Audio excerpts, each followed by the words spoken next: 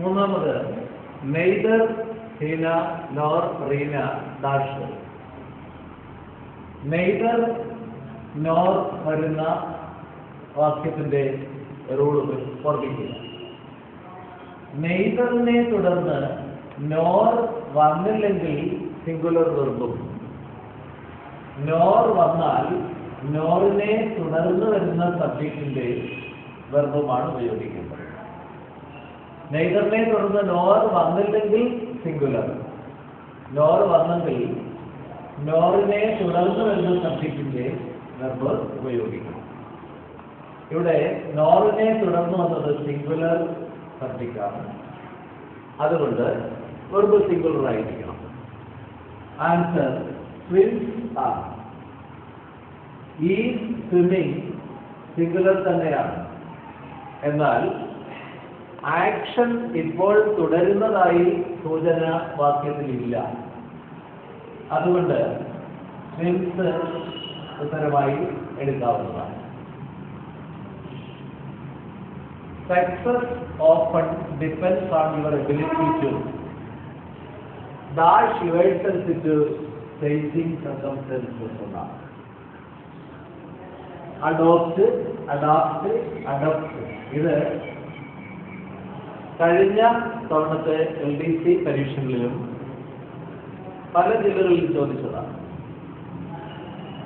Adopt എന്നാൽ receive എന്നും, adapt എന്നാൽ ചേഞ്ച് എന്നും, അഡപ്റ്റ് എന്നാൽ സ്കിൽഡ് എന്നുമാണ് അർത്ഥം. Adopt receive, adapt change, adept skilled വൈദഗ്ധ്യമുള്ള.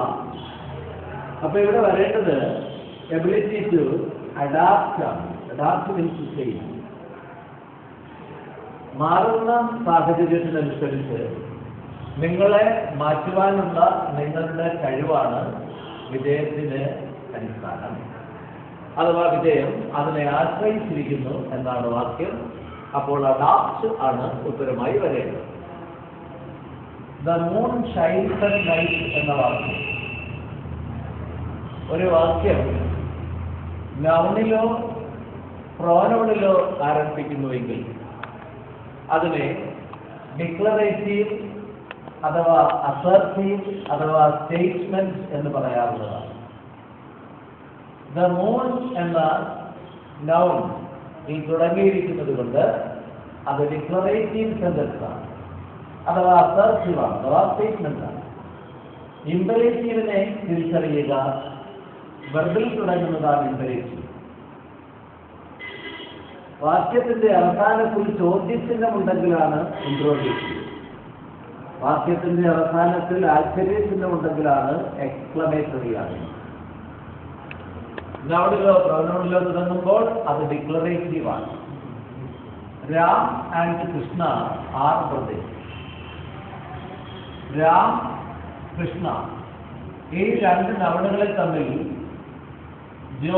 യോജിപ്പിക്കുന്ന അല്ലെങ്കിൽ ബന്ധിപ്പിക്കുന്ന പദമാണ് ആൻഡ്. ഇത് കണക്ടറാണ്, അഥവാ ലിങ്ക് വേർഡാണ്. ലിങ്ക് വേർഡിനെ അഥവാ കണക്ടറിനെയാണ് കൺജങ്ഷൻ എന്ന് പറയുന്നത്. കൺജങ്ഷൻ. അപ്പോൾ ഉത്തരം കൺജങ്ഷനാണ്. ആൻഡ് എന്നത് രണ്ട് നൗണുകളെ യോജിപ്പിച്ചിരിക്കുന്നു. ആൻഡ് കൺജങ്ഷനാണ്. People speak English over the world. Passive voice ഉണ്ടാക്കാൻ തന്ന വാക്യമാണ്. People subject, speak verb, English object. Passive voice ചെയ്യാൻ ആദ്യം സബ്ജക്റ്റ്, വെർബ്, ഓബ്ജക്റ്റ് മാർക്ക് ചെയ്യണം. ഓബ്ജക്റ്റ് ഇംഗ്ലീഷ് എന്നാണ്. അപ്പോൾ ഓബ്ജക്റ്റ് ആദ്യം വരുമ്പോഴാണ് കർമ്മണി പ്രയോഗം അഥവാ പാസീവ് വോയിസ് ആവുന്നത്. അപ്പോൾ ഇംഗ്ലീഷ് ആദ്യം വന്നത് എടുക്കും. വെർബ് സ്പീക്ക്, അതായത് V1 പ്രസന്റ് ഫോമാണ്. സിമ്പിൾ പ്രസന്റ് ആണ് ഫസ്റ്റ് ഫോം. സിമ്പിൾ പ്രസന്റിന്റെ passive am is are plus V3 ആണ്. Am is are plus V3. English എന്ന പദം സിംഗുലർ ആയതുകൊണ്ട് ഈസ്. സ്പീക്ക് എന്ന വെർബിന്റെ മൂന്നാമത്തെ രൂപം സ്പോക്കൺ. English is spoken. വാക്യത്തിൽ ശേഷിച്ച ഭാഗം കൂട്ടിച്ചേർത്താൽ മതിയാകും. English is spoken all over the world. അടുത്തത് റിപ്പോർട്ടഡ് സ്പീച്ചിന്റെ ഒരു വാക്യമാണ്. റിപ്പോർട്ട് ചെയ്യുമ്പോൾ പ്രസന്റ് ടെൻസിനെ പാസ്റ്റ് ടെൻസ് ആക്കണം, പാസ്റ്റ് ടെൻസിനെ പാസ്റ്റ് പെർഫെക്റ്റ് ആക്കണം. ഇതാണ് റൂൾ. പ്രസന്റിനെ പാസ്റ്റ് ആക്കുക, പാസ്റ്റിനെ പാസ്റ്റ് പെർഫെക്റ്റ് ആക്കുക.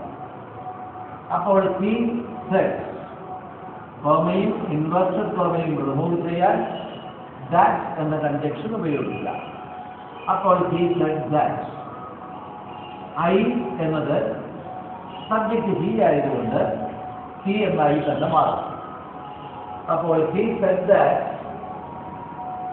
ഹി ഹാവിന്റെ past tense had.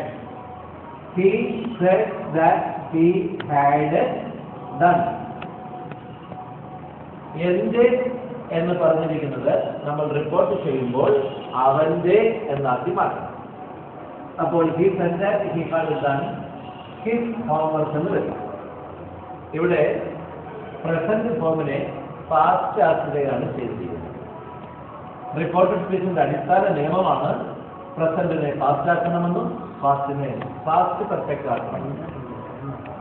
The custom of having only one wife എന്നതിന് ഒരു വൺ വേർഡ്, അത് ചോദ്യം ശ്രദ്ധിക്കുമ്പോൾ വ്യക്തമായ ഒരു ഉത്തരം നമുക്ക് ലഭിക്കും. ഓൺലി വൺ എന്ന് തന്നെ പറഞ്ഞിരിക്കുന്നു. വൺ എന്നതിനെ സൂചിപ്പിക്കുന്നത് മോണോ എന്ന പദമാണല്ലോ. അപ്പോൾ ആൻസർ മോണോഗമി എന്നാണ്. വൺ എന്ന് തന്നതിൽ നിന്നും മോണോ എന്നാൽ ഒന്നാണ് എന്ന് നമുക്കറിയാം. അപ്പോൾ ആൻസർ മോണോഗമിയാണ്. വുഡ് യു മൈൻഡ് എന്ന ഈ വാക്യം ചില തെറ്റ് കണ്ടുപിടിക്കാനാണ് ആവശ്യപ്പെട്ടിരിക്കുന്നത്. സ്പോട്ട് എററിന്റെ ഭാഗത്താണ് വരുന്നത്. സോ മൈൻഡ് എന്നതിനെ തുടർന്ന് വെർബ് പ്ലസ് ING വരികയുള്ളൂ. Mind plus verb plus ING. So would you mind telling എന്നാണ് വരേണ്ടത്. Mind plus verb plus ING വരാഞ്ഞതിനാൽ ഈ ഭാഗത്താണ് തെറ്റ്. അടുത്തത് that person who died yesterday. ഇന്നലെ മരിച്ച വ്യക്തി. ഇന്നലെ മരിച്ച എന്ന സ്പെഷ്യൽ റെഫറൻസ് തന്നിരിക്കുന്നത് കൊണ്ട് ആർട്ടിക്കിൾ ഡെഫിനിറ്റ് ആർട്ടിക്കിളാണ് ഉപയോഗിക്കേണ്ടത്. ദി എന്ന ഡെഫിനിറ്റ് ആർട്ടിക്കിൾ ഉപയോഗിച്ചതിന്റെ കാരണം ഇന്നലെ മരിച്ച എന്ന റെഫറൻസ് ഉള്ളത് കൊണ്ടാണ്. സ്പെഷ്യൽ റെഫറൻസ് വരുമ്പോൾ ഡെഫിനിറ്റ് ആർട്ടിക്കിൾ ഉപയോഗിക്കും. ക്വസ്റ്റ്യൻ ബാങ്കിന്റെ ചോദ്യമാണ് അടുത്തത്. സാങ് എന്നത് സിംഗിന്റെ പാസ്റ്റ് ടെൻസ് ആണല്ലോ. V1 വെർബിന്റെ ഫസ്റ്റ് ഫോം വന്നാൽ ഡു ഉപയോഗിച്ചും ഫസ്റ്റ് ഫോമിനോട് കൂടി യെസ് അതായത് തിങ്സ് എന്നായിരുന്നെങ്കിൽ ഡെസ് ഉപയോഗിച്ചും V2 വന്നതിനാൽ ഡിഡ് ഉപയോഗിച്ചുമാണ് ടാഗ് ഉണ്ടാക്കുന്നത്. വാക്യം പോസിറ്റീവ് ആയതുകൊണ്ട് ഡിഡിനോട് കൂടി നോട്ട് ചേർത്തു, തന്നിരിക്കുന്ന സബ്ജക്റ്റ് ചേർത്തു. സോ ഡിഡിൻ ഷീ എന്ന ഉത്തരം അങ്ങനെ കിട്ടുന്നതാണ്. പാസ്റ്റ് ടെൻസ് ആയതുകൊണ്ട് V2 ആയതുകൊണ്ടാണ് ഡിഡ് ഉപയോഗിച്ച് ടാഗ് ഉണ്ടാക്കിയിരിക്കുന്നത്. We cannot go out. ഇതിൽ കനോട്ട് എന്ന ആദ്യത്തെ വെർബ് പ്രസന്റ് ഫോമിലാണ്. Present plus present or future എന്നാണ് rule. We cannot go out because it. ഇതിനെ തുടർന്ന് ആൻസർ ഈസ് റെയിനിങ് എന്നാണ് വരേണ്ടത്. പ്രസന്റ് പ്ലസ് പ്രസന്റ് എന്ന റൂളാണ്. അപ്പൊ വി കനോട്ട് ഗോ ഔട്ട്, നമുക്ക് പുറത്തേക്ക് പോകാനാവില്ല. എന്തുകൊണ്ടെന്നാൽ ഇറ്റ് ഈസ് റെയിനിങ്, മഴ പെയ്യുകയാണ് എന്നാണ് പറയുന്നത്. വിൽ ബി റെയിനിങ് എന്ന ഫ്യൂച്ചർ എടുക്കാൻ പറ്റില്ല. പെയ്യുകയായിരിക്കും എന്നല്ലല്ലോ, പെയ്യുകയാണ് എന്നാണ് പറയുന്നത്. അതുകൊണ്ട് present plus present or future എന്നതിൽ പ്രസന്റ് ശരിയുത്തരമായി വന്നിരിക്കുന്നു. Is raining. അടുത്തത് ഷീ ഓപ്പൺ ഡാഷ്. ഓപ്പൺ എന്നത് ആഡ്വർബ് ആണ്, ആഡ്വർബ് ഓഫ് ഫ്രീക്വൻസി ആണ്. ആവർത്തനത്തെ കാണിക്കുന്ന ഒരു ആഡ്വർബ് വരുന്ന വാക്യം സിമ്പിൾ പ്രസന്റ് ആയിരിക്കണം. അത് ഹാബിച്വൽ ആക്ഷന്റെ പട്ടികയിൽ പെടും. എങ്കിൽ സിമ്പിൾ പ്രസന്റിൽ ഷീ സബ്ജക്റ്റ് ആയി വന്നാൽ he, she, it plus V1 plus SORES എന്ന റൂളാണ് പാലിക്കേണ്ടത്. എങ്കിൽ വെർബിന്റെ ഫസ്റ്റ് ഫോമായ ഗോയോടൊപ്പം ES ആണ് ചേർന്ന് വരിക. Answer goes. ഓപ്പൺ എന്നത് ആഡ്വർബ് ഓഫ് ഫ്രീക്വൻസിയുടെ പദമായതുകൊണ്ട് ഹാബിച്വൽ ആക്ഷൻ ആയി കണക്കാക്കി വാക്യം സിമ്പിൾ പ്രസന്റിൽ കറക്റ്റ് ചെയ്യുമ്പോഴാണ് ഗോസ് എന്ന ഉത്തരം വരുന്നത്. ഗോസ് ആണ് ശരിയായ ഉത്തരം. ഇനി നമുക്ക് കണ്ണൂരിലെ ചോദ്യങ്ങൾ പരിശോധിക്കാം.